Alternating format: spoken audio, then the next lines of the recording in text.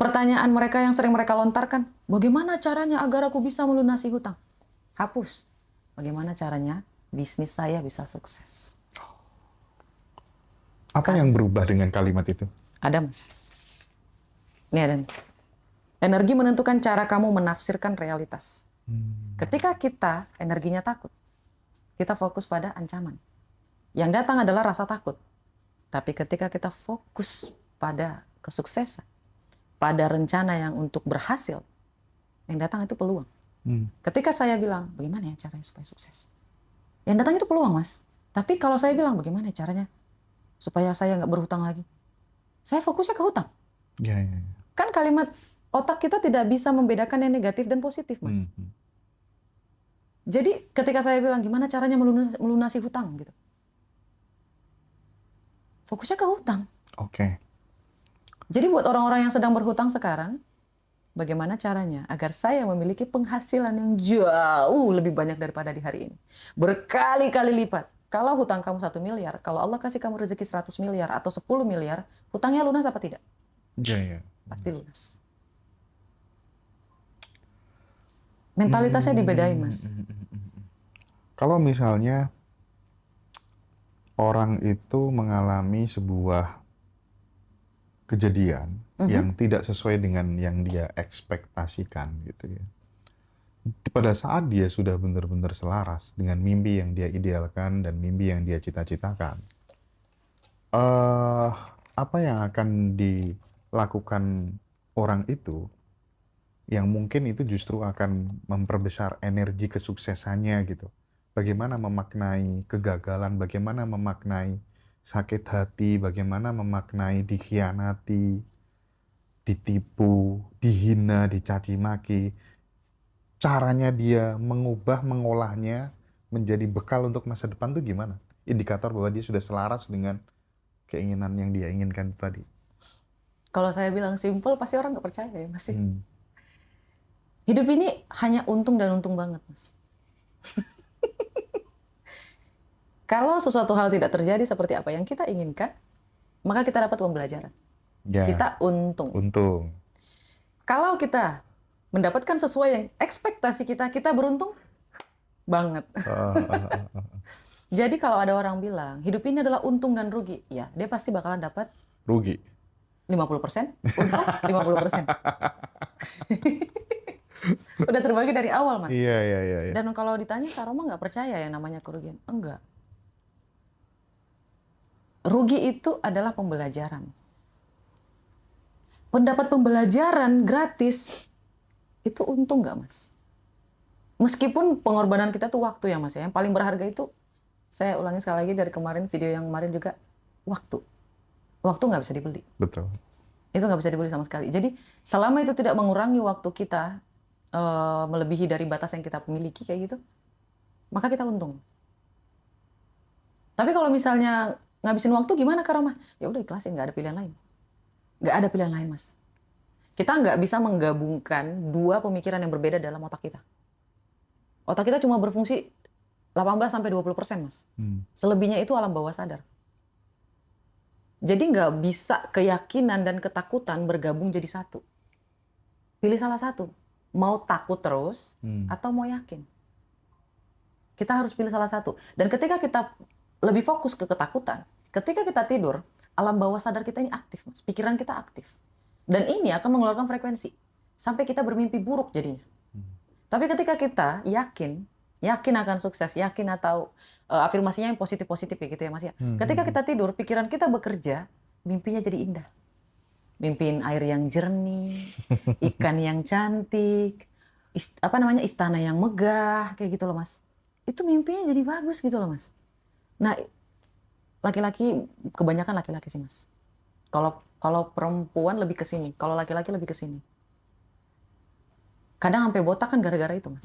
Terlalu banyak yang dipikirin. Iya. Bener. Mbak Roma pernah nggak, misalnya di jalan gitu ya, Iya. lihat rumah bagus, terus kemudian difoto, wah rumahku nanti bakal seperti ini gitu. Ketemu sama kenalan baru yang diidolakan, figur otoritasnya gitu. Aku nanti akan seperti kamu gitu. Ketemu sama orang yang lebih pokoknya yang serba lebih lah ya. Nanti filmnya aku bakal copy paste kayak kamu gitu. Gimana, ada nggak pengalaman-pengalaman kayak gitu? Pernah Mas. Kalau misalnya nih Mas, saya pergi ke tempat, ke rumah gitu ya Mas ya. Yang saya irikan itu bukan rumahnya tapi tanahnya. Oh iya? Gila, tanahnya luas banget dalam Oh, hati. Saya suka rumahnya mungil tapi tanahnya luas tahu, sih minta tahu, ampun tahu, gitu tahu, Mas. tahu, tahu. Iya, iya, iya, iya. Karena kecerdasan saya itu tergantung environment Mas. Iya, iya. Semakin nyaman tempatnya, kecerdasan saya semakin muncul. Oh, Jadi kecerdasan itu ada 5 sebenarnya Mas. Kamu di fokus, misalnya gitu ya Mas ya. Pertama itu deep fokus, deep itu dalam, fokus yang dalam. Environment itu sekitar kita. Matematika, analisa, dan visualisasi. Kalau saya itu lebih ke analisa dan environment. Saya nggak akan pernah bisa fokus. Dan gimana caranya supaya saya bisa fokus? 5 menit saya berhenti, saya main. 5 menit kemudian saya belajar lagi. Berhenti fokusnya Mas, saya main lagi, saya joget-joget. Ini Mas, ini ada ini sebenarnya ilmunya mahal banget, sumpah demi gitu apapun. ya. Ini ilmu brainstorming. Brainstorming. Iya, jadi kita melihat kabel otak kita itu bekerja bagaimana. Kayak kata Mas ya, foto kayak gitu, ada Mas. Dan Mas percaya nggak? Segala sesuatu yang saya punya di hari ini adalah hasil dari apa yang saya foto atas izin Allah Subhanahu wa Ta'ala. Sama kita. Masya Allah, tas dulu Mas, tas. Dan teman-teman, kenapa kamu nggak lakuin? Mulai dari hari ini kamu harus foto. Foto apapun. Apa yang kamu sukai. Kecuali istri orang, jangan. Oke. Aku ada sesuatu hal mungkin. Nanti silakan di breakdown aja Kak Roma. Iya. Jadi pernah ya, hampir banyak orang mungkin pernah ketika menginginkan sesuatu itu terjadinya lama banget gitu. Tapi nggak tahu kenapa gitu ya. Banyak juga teman-teman tuh yang baru sekadar batin gitu aja gitu ya. Aku pernah misalnya kayak lewat gitu ya, terus kemudian ngobrol gitu ya, kok nggak ada ya sawah di pinggir jalan, tanah di pinggir jalan kayak gini, di daerah sini yang dijual kan bagus ya, di tengahnya dikasih rumah, terus kanan kirinya sawah-sawah semuanya gitu kan, terus dikasih pagar gitu kan. Tiba-tiba gitu nggak ada seminggu gitu pas ke Surabaya sama driver gitu, Mas ada tanah mau dijual, sawah. Lokasinya tuh pas waktu aku bilang kayak gitu. Subhanallah. Nah kejadian-kejadian kayak gitu tuh terlalu sering gitu loh. Cuman kan yang jadi masalah, kenapa kalau dulu kok enggak? Dulu tuh susah dan lama banget. Sekarang kok jadi gampang banget ya gitu. Nah, aku tuh pengen Karoma menjelaskan gimana sih caranya transformasinya gitu. Dari yang tadinya susah banget, sekarang jadi mudah banget gitu. Bahkan effortless gitu. Mas Hendra sudah berubah bukan? Sudah apa? Sudah berubah bukan dari yang dulu? Oh sudah dong. Berarti dunianya berubah. Oke. Masnya sudah berubah, dunianya berubah. Kalau dulu sulit, sekarang jadi mudah. Dunia kita berubah setelah kita berubah. Oke, berarti ubah diri dulu. Ya, jadi Mas Hendra bahagianya lebih banyak atau lebih atau banyak lebih sedih? dong. Atau sedihnya lebih banyak? Dong. Bahagia dong. Bahagianya yang lebih banyak. Kalau ada orang yang keinginannya gampang banget tercapai.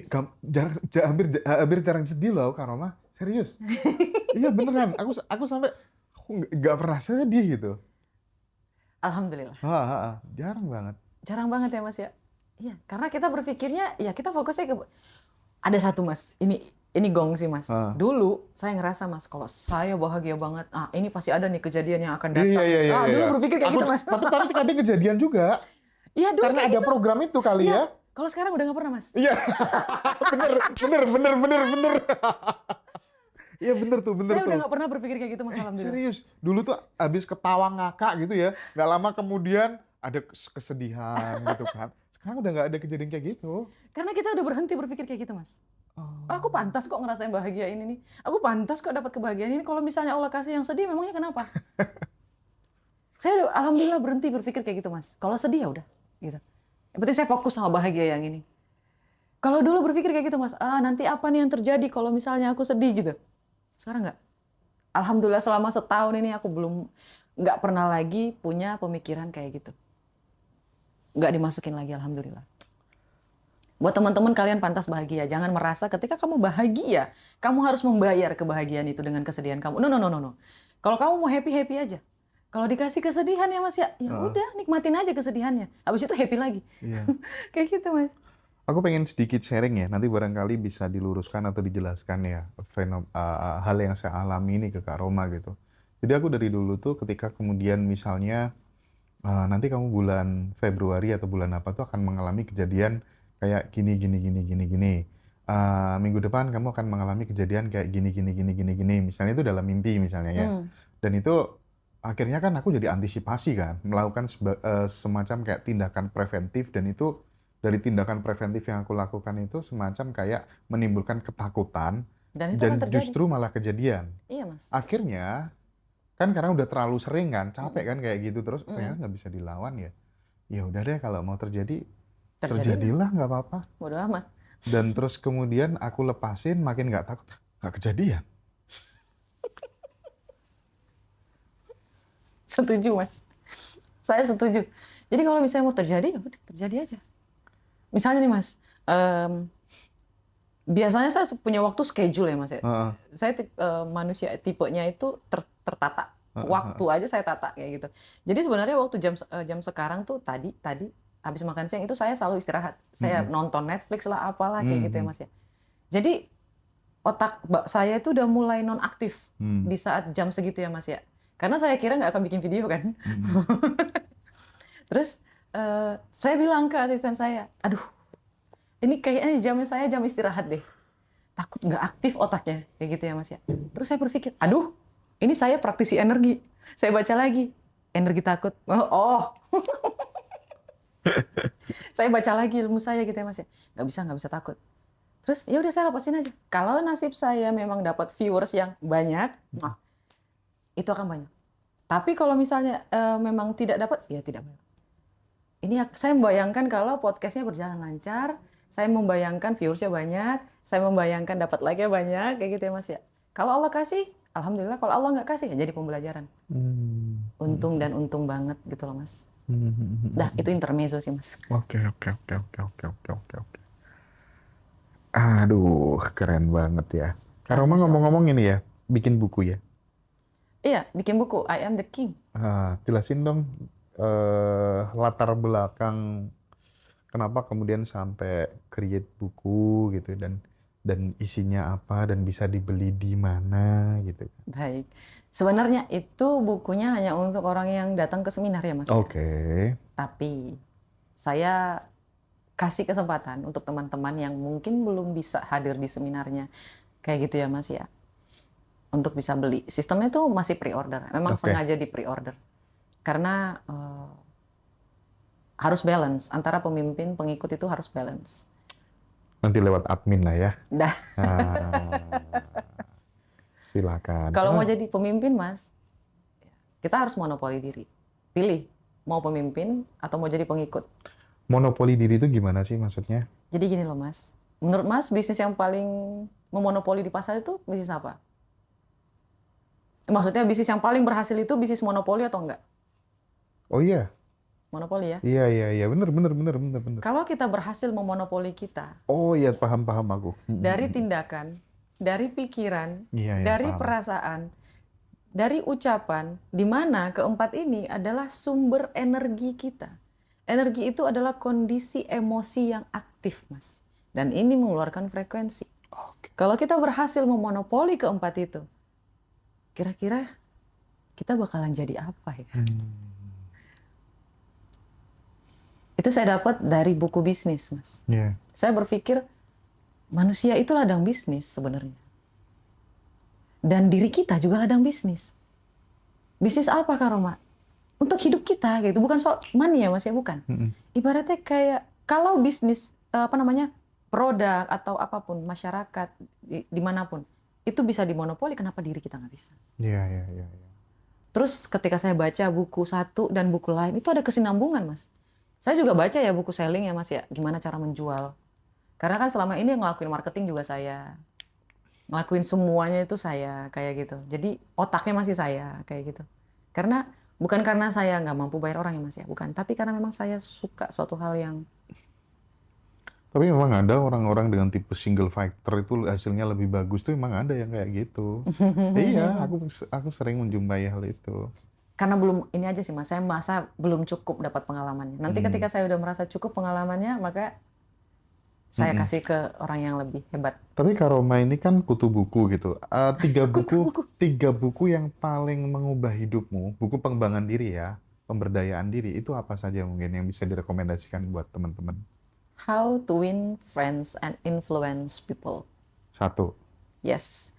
Dan yang kedua, how to talk. Bagaimana cara berbicara. Oke. Nyambung ya Mas ya? Nyambung, aku sampai dulu tuh saking pengennya gitu ya, dapat buku-buku kayak gitu tuh, motoran, tangkep polisi lagi, diboncengin cewek kan karena dia yang pegang SIM kan. Aku diboncengin di belakang gitu Ya kan. Allah. Terus kemudian kehujanan lagi. Masuk tol lagi.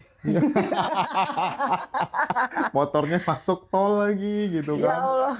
Terus sampai rumah tuh dibaca sambil basah-basah lagi, saking pengennya belajar public speaking kali ya. Allahu Akbar. Buku-bukunya Charles Bonar Sirait dan lain sebagainya itu aku banyak baca. Itu Masnya juga baca? Baca Oh, yang how iya, to talk? baca. Wah, luar biasa. Kalau saya versi TED. Yang ketiga apa? Yang ketiga ini Think Big and Grow Oh iya, iya, Rich. iya. Tapi ingat ya guys, itu versi bahasa Inggris semua. Karena berbeda. Ini rahasia ya Mas ya. Saya bukan bermaksud mau menyingkirkan bisnis apapun. Cuman ketahuilah guys, kalau bukunya memang aslinya berbahasa Inggris, upayakan untuk baca dalam versi bahasa Inggris. Kenapa? Kalau teman-teman tahu yang namanya permainan sihir atau mantra, misalnya mantra simsalabim, ya. Simsalabim itu bahasanya A gitu ya Mas ya. Terus diterjemahin, jadilah. Agak lain. Iya, iya, iya. Iya, bener tuh. Jadi ketika saya baca buku Think Big and Grow Rich dalam bahasa Inggris, dan saya baca versi bahasa Indonesianya Mas, Beda ya. Allahu Akbar. Rasanya, maksudnya. 70% bedanya Mas. Bener, bener. Itu nggak sedikit loh. Itu Aneh kan, banyak aneh banget. kan rasanya ya, aneh gitu. Bahasanya nggak dapat Mas. Karena ada kosakata bahasa Indonesia yang tidak bisa menerjemahkan kosakata dari bahasa Inggris. Betul, betul. Bukan soal masalah feeling, tapi pengertian. Jadi ketika kamu sekarang tahu ya kenapa Allah menjaga Al-Quran dalam bahasa Arab. Tahu ya? Jadi ketika kita baca dalam bahasa Indonesia, Mas, saya bingung kenapa ilmunya saya dapat banget ketika saya baca bahasa Inggris. Ketiga-tiganya ini Bu, semuanya bahasa Inggris. Itu beda banget. Jauh. Jauh, Mas. Jadi buat teman-teman belajar. Kalau baca buku Meksiko gimana Kak Roma? Pakai aplikasi, pakai kamus, kamu ngertiin sendiri. Karena kemampuan saya bahasa Inggris juga belum terlalu mumpuni ya Mas ya. 80% sisanya itu kamus. Oke. Sampai di sini Kak Roma percaya nggak sama kekuatan telepati gitu? Yes. Jadi kita mempengaruhi orang dari jarak jauh Yes. dan lain sebagainya kayak gitu. Ada nggak pengalaman-pengalaman kayak gitu? Ada Mas. Kan mentor saya juga main. Oke. Mentor saya itu mantan debus juga kayaknya. Oh, Mentor saya itu melakukan banyak hal, Mas. mentor apa mantan? Mentor. Mentor ya. Salah ngomong. Nggak enak, Mas. Mentor. Soalnya apa sih namanya? Masih muda, Mas, mentor Oke. saya itu. Cuma memang dia orang hebat. Sama-sama muda kan? Nggak lebih memang beda berapa gitu. Oke. Masih muda banget. Terus? Terus beliau ini bilang sampai di mana tadi? Itu fokus saya tuh. Saya nggak bisa fokus, Mas. Sampai mantan. Iya, mentor. Jadi mentor saya itu bilang, Roma, coba tebak berapa yang saya pikirkan. Sekian, Pak. Bohong. Kamu udah mikirin sekian kan? Tapi karena kamu ragu, oh, kok Bapak tahu? Ini namanya permainan telepati yang dipakai sama Deddy Corbuzier. Oh iya. Itu nyata, Roma. Kayak kemarin, Ya Mas ya, kan saya habis ulang tahun. Iya, iya. Terus saya berpikir, enak kali ya dapat tas. Gitu. Terus mentor saya ngasih tas. Oh. Jadi saya sampai hubungin, Bapak, kok Bapak beliin saya tas? Gitu. Oh, iya, saya pikir kamu lagi butuh tas. Oh.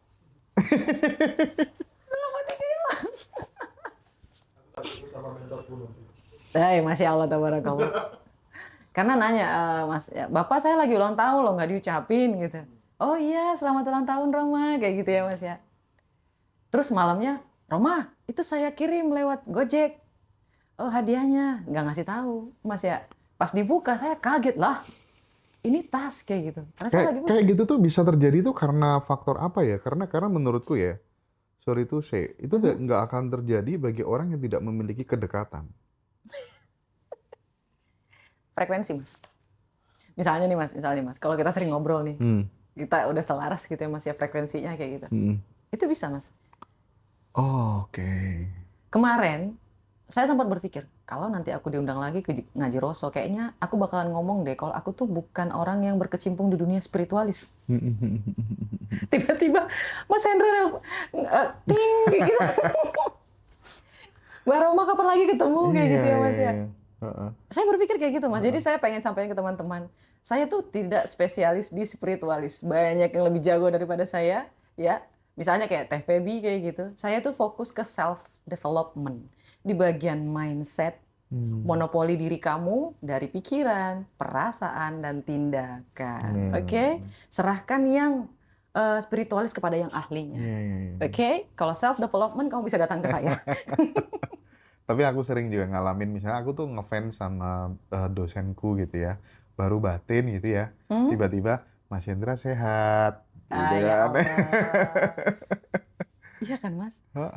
Itu biasanya dilakuin kalau misalnya udah banyak happy-nya Mas. Tapi ada yang lebih parah lagi, kalau dari ini ya, berdasarkan pengalamannya teman-teman gitu ya, bagi mereka yang sudah berpasangan, terjadi hubungan intim dan lain sebagainya, itu tuh biasanya justru malah makin kuat sehingga gampang terasa gitu. Oh, maksudnya kayak ketahuan selingkuh apa gimana? Enggak, apa tuh namanya, pokoknya tuh peka gitu. Mereka sama-sama peka tuh salah satu yang menyebabkan karena terjadinya Peleburan energi. Nggak tahu kayak gitu gimana tuh. Kan frekuensinya udah sama Mas. Oke. Kalau misal itu terjadi kalau misal gimana ya bilangnya ya. Frekuensi si ceweknya tuh jauh lebih tinggi daripada frekuensi si cowoknya. Dalam artian energinya itu lebih bahagia. Oke. Kan hukum semesta ini bahasanya frekuensi. Mas. Frekuensi ini dihasilkan dari energi. Energi yang kita miliki memiliki frekuensi. Energi ini apa? Itu adalah emosi yang aktif di dalam diri kita. Ucapan, pikiran, perasaan, tindakan. Ini memiliki frekuensi yang disampaikan oleh otak. Otak ini adalah router, Mas. Dan otak ini menyampaikan frekuensi yang A hanya nyangkut ke frekuensi yang A. Tinggi dan tinggi, rendah dan rendah. Tinggi ini pasti sudah bisa mendetek yang di bawah, Mas. Tapi kalau yang di bawah nggak akan bisa ngedetek yang di atas. Sebenarnya ngeri sih Mas, permainan frekuensi itu ngeri banget Mas. Nantilah ya, nanti segmen sama Mas Rozi sambil live gitu ya. Tapi aku penasaran dengan yang kapan hari itu, yang sempat ngobrol sama Mas Rozi. Tentang itu loh, apa cowok-cowok yang pada melambe itu. Oh ya Allah ya Robbi. Itu kan menurutku ya, variabelnya kan banyak ya. Variabelnya tuh banyak gitu.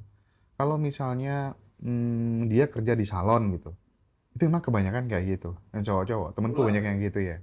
Terus kemudian yang jadi masalah adalah ketika dia dari kecil kurang kasih sayang dari kedua orang tuanya. Sosok figur ayah nggak ada karena kerja jauh atau meninggal. Itu juga banyak kejadian kayak gitu.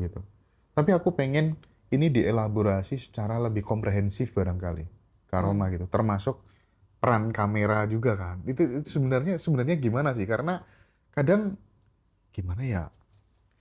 Aku sebenarnya bisa sih ngasih tahu dia biar dia berubah nggak kayak gini kan, karena kasihan ibunya, kasihan orang tuanya. Andai kata kemudian dia suka sama cowok gitu. Iya itu preferensi orang, it's okay lah ya. Tapi kadang kalau kita ada hubungan kerabat gitu kan kadang kayak punya tanggung jawab moral gitu untuk eh, meluruskan gitu kan. Gimana gimana Kak Roma? Em, Gini loh Mas, aku agak takut kalau misalnya mau ngomongin soal perasaan ya Mas ya. Perasaan ini adalah cobaan yang paling berat. Cinta itu adalah cobaan yang paling berat dari Allah Subhanahu wa taala. Dan justru Rasulullah juga mengasihani orang-orang yang sedang bermasalah dengan perasaannya. Ketika seseorang diuji misalnya dia menyukai sesamanya kayak gitu. Itu dia sedang diuji. Ketika dia sedang diuji, ada baiknya kita berdoa pada Allah, ya Allah ya Rabbiku, mudahkan hatinya, luruskan hatinya agar dia bisa kembali ke jalan yang semestinya kayak gitu ya Mas. Karena kita nggak bisa meluruskan yang kayak gitu tuh nggak bisa. Hanya dia karena itu adalah cobaannya dia. Itu yang pertama ya Mas ya kalau soal yang kayak gitu gitu. Betul kata mereka perasaan tidak bisa dipaksakan. Kita bukan menerima ya Mas, bukan. Tapi ibaratnya kayak kita mengharapkan yang terbaik, minta pertolongan sama Allah supaya Allah ini kan pemilik energi ya Mas ya. Kita nggak bisa mengubah energi orang lain, kita nggak bisa. Kita hanya bisa mempengaruhi. Kalau mereka energinya kayak gitu, itu hanya bisa wewenangnya cuma dari Allah Subhanahu Wa Taala. Itu yang pertama. Yang kedua, itu adalah Feng Shui. Itu dari Feng Shui Mas, Yin dan Yang. Oh, Yang cantik itu cewek apa cowok Mas? cewek. Berarti kalau cantik itu termasuk visual apa tidak Mas? Visual. Yes. Berarti visual itu memang lebih ke wanita. Oke. Dan ketika ada laki-laki yang bermain di ranah visual, maka singkat, padat, dan jelas. Kayak gitu aja. Berarti aku udah bener ya? Bener. Udah 2 orang yang Mulai benerin tuh. besok Masnya minggir. Iya, makanya mulai besok lebih baik miring. Biar supaya tidak, ya. Mas perhatiin deh, yang pemain ESQ, ada tuh yang sampai 1 juta follower. Cowok. Pemain ESQ. Iya. ESQ itu Etnis Tionghoa juga. Pemain ESQ. Yang pemain ngebahas ya? tentang Bukan penulis ya? penulis. Ya, dia juga motivator. Pak Ari. Mungkin, aku kurang tahu namanya. Kenapa? Beliau juga itu selalu menghadap miring kayak gini. Dia ngadap ngomong ke sana. Oh, dia bukan tahu kadang-kadang. ilmunya berarti. Yes, itu dari Feng Shui. Saya tidak mengarang. Itu betul. Tapi menarik loh. Beliau tuh punya banyak ilmu memang. Salah satunya waktu dia masih susah dulu, itu tuh setiap keluar rumah, ketemu orang di pinggir jalan selalu mendoakan gitu. Itu memang berimplikasi positif terhadap jalan hidup. Yes, Mas. Setidaknya ketika kita tidak bisa menolong orang banyak ya, Mas ya. Setidaknya ketika kita melihat orang dan kita tidak mampu untuk menolong, lebih baik nggak usah komen, ih kasihan ya, nggak usah. Mending, ya Allah ya Rabbiku mudahkan rezekinya supaya dia bisa jauh lebih hebat daripada ini sekarang. Ketika kita melihat orang yang lebih susah dari kita Mas, kayak gitu, kita malah mendoakan, ya Allah ya Rabbiku banyakin customernya, ya Allah ya Rabbiku banyakin pelayannya, banyakin pembelinya, kayak gitu. Jadi setiap kita lihat kayak gitu, berdoa kayak gitu, itu kayak menabur kebaikan gitu loh Mas. Menabur kebaikan atau mempengaruhi vibrasi diri si pendoa sendiri? Atau Kalau dua-duanya? Dua-duanya Mas. Dua-duanya. Ibaratnya kan kita mendoakan mereka, itu kan kebaikan buat kita yang balik kepada kita. Oke. Kita menyampaikan energi frekuensi yang positif, kayak gitu. Kalau misalnya frekuensi positif yang kita sampaikan, nyampe ke orang itu pasti positif, Mas. Kecuali dia memang udah negatif parah, nah itu beda lagi, Mas.